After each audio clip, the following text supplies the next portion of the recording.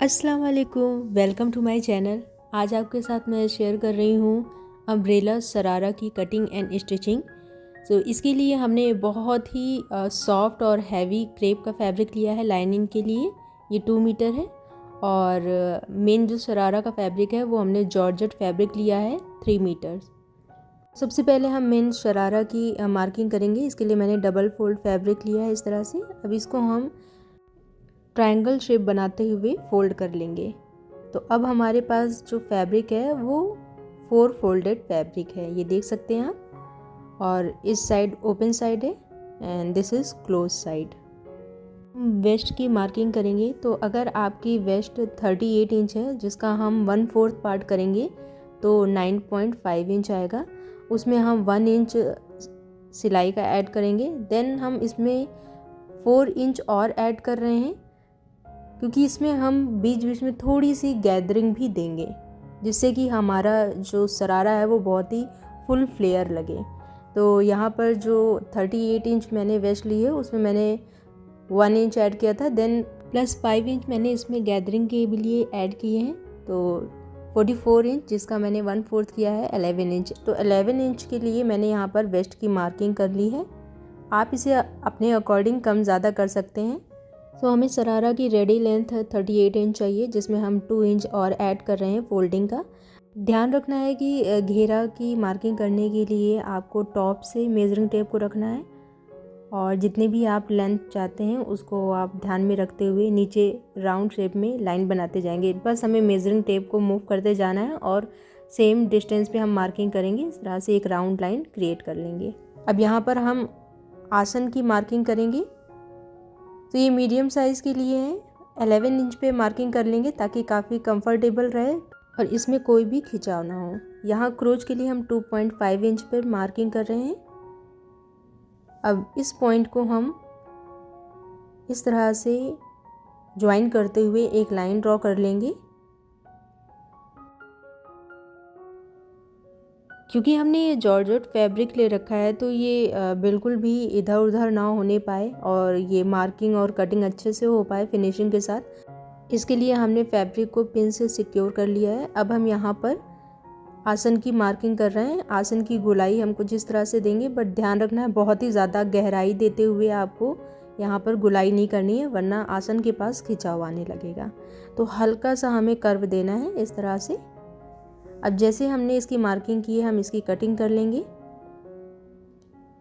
कुछ छोटी छोटी सी चीज़ें हैं कि अगर आप सही से मार्किंग करते हैं और फैब्रिक आपका पहले से अच्छे से आयरन होना चाहिए, उसमें रिंकल्स ना हो, और अगर आपको फैब्रिक को कट करते वक्त प्रॉब्लम होती है तो सेफ्टी पिन से सिक्योर कीजिए क्योंकि अच्छी कटिंग होगी तो आपके फैब्रिक की स्टिचिंग भी बहुत अच्छे से होगी और आपका जो आउटफिट है वो बहुत अच्छे से रेडी होगा। तो अब हमने यहाँ पर लाइनिंग का क्रेप फैब्रिक ले लिया है। 4 फोल्ड करके हमने इसको रखा हुआ है। 4 फोल्ड करने के बाद फैब्रिक की लेंथ और विड्थ मैं आपको बता देती हूँ। लेंथ 42 इंच है एंड विड्थ 20 इंच है। अब इस लाइनिंग पर हम कोई भी मार्किंग नहीं करने वाले हैं। जो हमने अपने मेन शरारा की कटिंग की है बस उसको हमें इसके ऊपर इस तरह से स्प्रेड करना है और नीचे वाला जो हमारा घेर वाला हिस्सा ना उसको इस तरह से फोल्ड करते हुए बिल्कुल इसके ऊपर अच्छे से सेट कर लेना है। ठीक है, जो नीचे घेर वाला पार्ट आया था ना उसको हमने नीचे उसकी प्लेटें बना ली हैं और एकदम यहाँ तक इसके कॉर्नर्स को अच्छे से सेट किया है मिलाते हुए। देन इसको ऊपर रख के आराम से हमें कटिंग कर लेनी है। बहुत ही ईजी तरीका है। अगर आप चाहें कि आपको लाइनिंग में भी नीचे घेर देना है उसे अम्ब्रेला, तो आप उसको सेम बिल्कुल जैसे हमने कटिंग की है ऊपर मेन शरारा की बिल्कुल वैसे ही पूरा आप फैला के उसकी कटिंग कर सकते हैं। अच्छा, नीचे हम लाइनिंग को थोड़ा सा अपने मेन शरारा के फैब्रिक से 1 या 2 इंच छोटा रखेंगे। मैं 1 इंच छोटा रखूँगी। इस पर मैंने 1 इंच का मार्किंग करते हुए नीचे से इस फैब्रिक को कट कर लिया है। देन इसकी फोल्डिंग भी होगी 1 इंच। इट मीन्स कि ये 2 इंच कम हो जाएगा हमारे शरारा वाले फैब्रिक से। अच्छा, जब हमने इसको 4 फोल्ड करके रखा था तो ये दोनों लेग के जो पार्ट हैं वो अभी सेपरेट नहीं हुए थे, तो हम यहाँ से किनारे से इसको कट करके दोनों पार्ट को अलग कर लेंगे। कटिंग पार्ट हमने कंप्लीट कर ली है।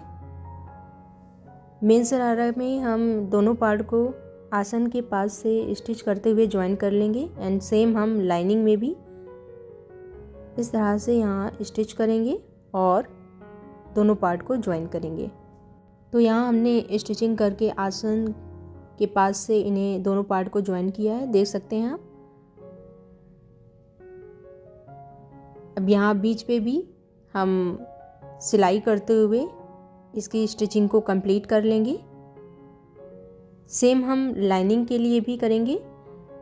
लाइनिंग में भी साइड से हमने आसन के पास से स्टिचिंग कंप्लीट कर ली है एंड हमने सेपरेटली ही दोनों को अभी स्टिच करके रेडी किया है एंड बीच में भी इनकी हम स्टिच को कंप्लीट कर लेंगे।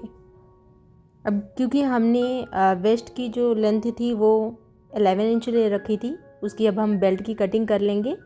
बेल्ट की विड्थ हम 4 इंच ले रहे हैं क्योंकि इसको हम फोल्ड करेंगे तो ये 2 इंच हो जाएगी फोल्ड करने के बाद।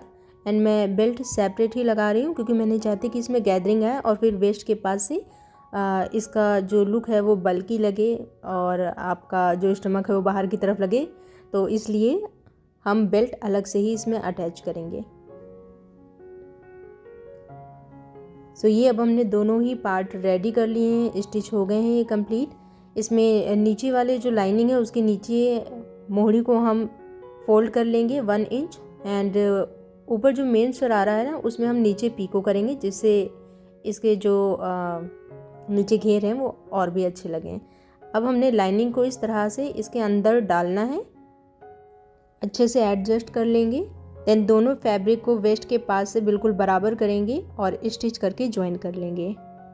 बेल्ट की स्ट्रिप को भी हम इस पर रखते हुए स्टिच करेंगे, देन इसमें इलास्टिक इंसर्ट कर लेंगे। इसके साथ मैंने शॉर्ट कुर्ती पेयर की है। This is the final look. I hope guys you like the video अच्छा लगे तो लाइक कीजिएगा, शेयर कीजिएगा एंड प्यारा सा कमेंट ज़रूर ड्रॉप कीजिएगा। Thanks for watching.